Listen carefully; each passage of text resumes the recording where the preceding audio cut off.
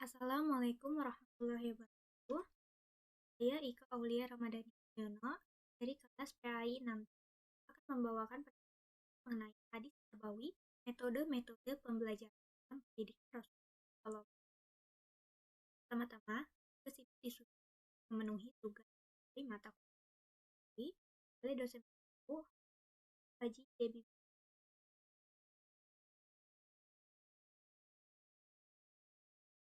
Hadis terbawi mengenai metode belajar yang diterapkan Muhammad Barona Sufyanu Nabi Wailin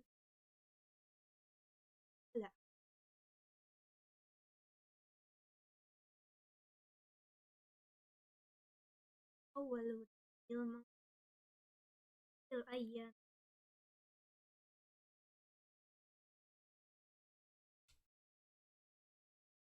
Artinya, telah memerintahkan kepada kami Muhammad ibnu Yusuf, dia berkata, telah menceritakan kepada kami Sufyan dari Amas dari Wail dari Ibnu Mas'ud berkata, Nabi Shallallahu Alaihi Wasallam selalu menyelingi kami dalam beberapa dengan nasihat karena khawatir membosankan. Riwayat Muslim, Al-Tirmidzi dan Imam Ahmad. Selanjutnya penjelasan terkait hadis tersebut. Pertama yaitu pengertian dari metode dalam bahasa Arab dikenal dengan istilah thoriqoh, yaitu langkah-langkah yang strategis dalam menyiapkan suatu. Ini terdapat firman Allah dalam Quran surat Al-Maidah ayat 5 yang berbunyi, Ya ayyuhallazina nuttaqullaha wabtagu ilaihil wasilata wajahidu fihi la'allakum. Artinya, hai orang-orang yang beriman, bertakwalah kepada Allah dan carilah jalan yang mendekatkan diri kepadanya, dan berjihadlah kepada jalannya supaya kamu mendapat keberuntungan. Selanjutnya, pengertian umum dari metode diartikan sebagai cara dalam mengerjakan sesuatu. Sedangkan dalam filosofis pendidikan, metode merupakan alat yang dipergunakan untuk mencapai tujuan pendidikan. Ini dijabarkan pendapat dari Muhammad Atiyah Al-Barishi mentafsirkan metode mengajar dalam bukunya yaitu Ruh Atiyah atau Talim. Ia adalah jalan yang kita untuk memberi murid-murid dalam segala macam pelajaran. Ia adalah rencana yang kita buat untuk diri kita sendiri sebelum kita memasuki kelas dan kita terapkan dalam kelas itu sesudah kita memasuki. Jadi, metode itu disiapkan sebelum kita memasuki kelas, yaitu kita menyiapkan metode belajar sebelum pembelajaran dimulai.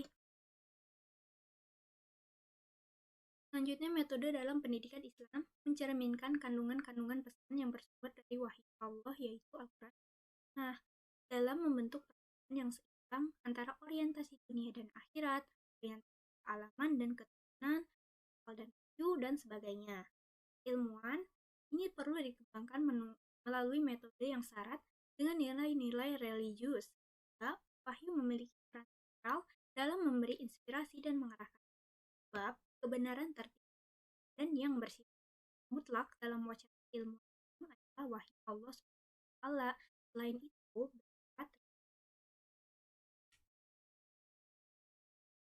dalam pendidikan Islam, penggunaan metode itu menggunakan pertimbangan preodenisasi pertimbangan anak didik.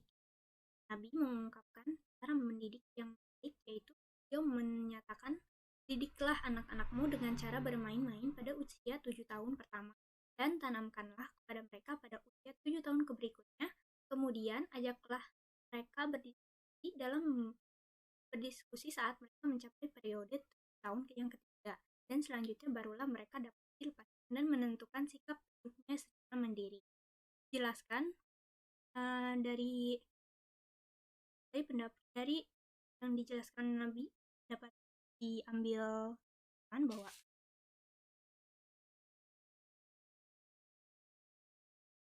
perlakuan dalam menyampaikan pembelajaran terhadap anak dalam menyampaikan pembelajaran terhadap didik dikelompokkan atas tingkat usia anak didik. Pertama yaitu usia 0 sampai 7 tahun diterapkan pendidikan yang lembut dan penuh dengan kasih. Selanjutnya, pada tahun ke-7 sampai 14 akan diterapkan pendidikan yang diarahkan, yang ditanamkan. Ya, jadi pendidikan mulai ditanamkan kepada mereka pada usia 7 tahun sampai 14. Kemudian pada usia 14 tahun sampai 21 tahun mereka akan mulai diajak berdiskusi, berpikiran, serta mulai dibimbing terhadap berpikir kritis, serta bagaimana cara menyelesaikan masalah dalam kehidupan kita. Nah, di umur 21 ke atas, mereka akan dilepaskan dan dibiarkan untuk menjalani hidupnya mandiri. Dalam pelaksanaan metode pendidikan Islam, Al-Quran dan Hadis merupakan sebuah pedoman dalam kedudukannya sebagai dasar ajaran Islam. Maka dengan sendirinya, metode pendidikan Islam harus merujuk ke sumber ajaran tersebut, sehingga segala penggunaan dan pelaksanaan pendidikan Islam tidak menyimpang dari tujuan pendidikan. Selanjutnya, metode pendidikan Rasulullah SAW. Ini dijabarkan menurut Mahmud Yunus, metode yang paling baik dalam pengajaran ialah metode yang dapat mengantarkan anak didik kepada tujuan dengan jalan yang singkat, dengan penghematan tenaga yang tidak menjadikan murid dan tidak menjadikan cara atau metode pembelajaran itu sangat penting bagi guru. Berhasilan guru dalam menentukan tujuan pendidikan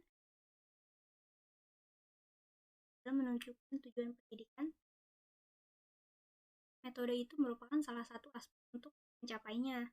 Dalam menggunakan metode tidak boleh selalu metode itu saja.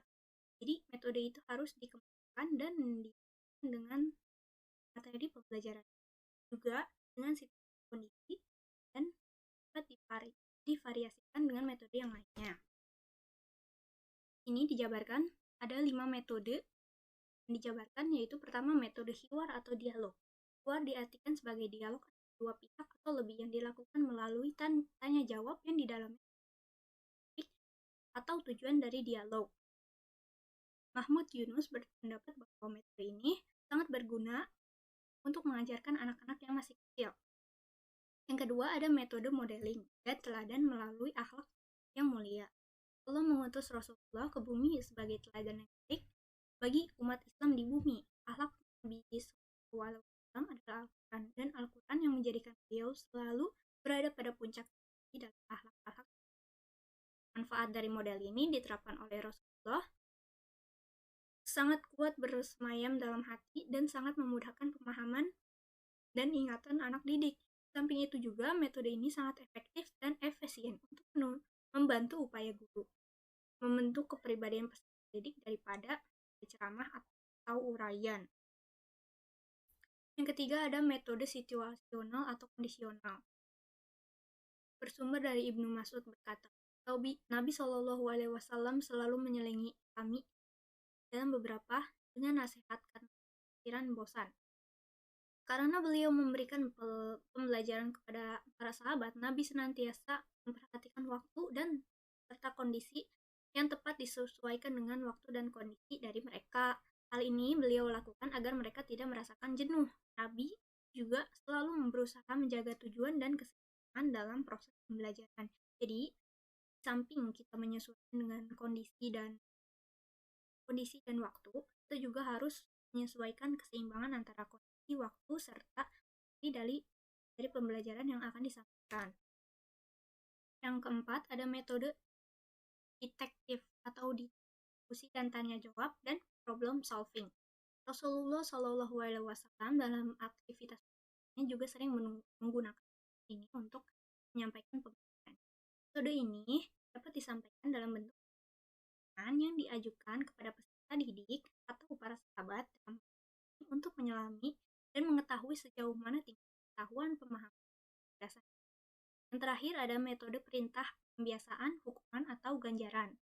Tetapi dalam penerapannya Rasulullah menyampaikan beberapa hal, tuntutan dan prosedur Nabi SAW dalam menerapkan metode hukum dan ganjaran dalam yaitu pertama, metode hukuman dan ganjaran hanya digunakan pada penerapan materi belajar yang sangat utama dalam Islam, sholat. Kedua, hanya boleh diterapkan pada anak yang sudah balik ke atas. Tiga, metode ini hanya boleh diterapkan setelah melalui proses perintah dan pembiasaan terlebih dahulu. Rasulullah juga menyeimbangkan metode ini dengan ujian dan motivasi yang beliau sampaikan kepada didik.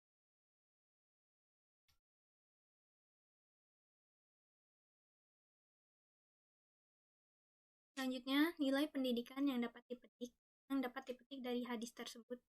Dapat diambil nilai dari hadis tersebut, metode yang digunakan oleh Rasulullah. Metode merupakan salah satu alat yang menunjang dalam tercapainya keberhasilan dalam pembelajaran. Rasul menggunakan berbagai macam untuk ilmu, terlebih metodenya juga diterapkan dengan memperhatikan kondisi materi yang jadi metode dan materi yang disampaikan untuk berhasil tercapainya pembelajaran tersebut. Pendidik pada saat ini dapat mempelajari cara Rasulullah dalam menyampaikan ilmu pada masanya, bahwa metode telah digunakan sejak lama. Ini berbagai inovasi baru telah tercipta yang dikembangkan dari metode dahulu. Semakin berubah suatu dibutuhkan metode lain yang menyokong dan efisien digunakan. Di metode yang telah digunakan dulu zamannya itu, kita bisa menginovasikan atau mengembangkan metode tersebut atau membuat pembaharuan dari metode yang sehingga dapat disesuaikan dengan waktu yang sekarang, dan juga bisa menyelaraskan dengan menggunakan teknologi. Metode bisa dimodernisasi. Ya, sekian dari saya. Materi yang dapat itu, kurang lebihnya mohon maaf bila ada kekurangan. Assalamualaikum warahmatullahi wabarakatuh.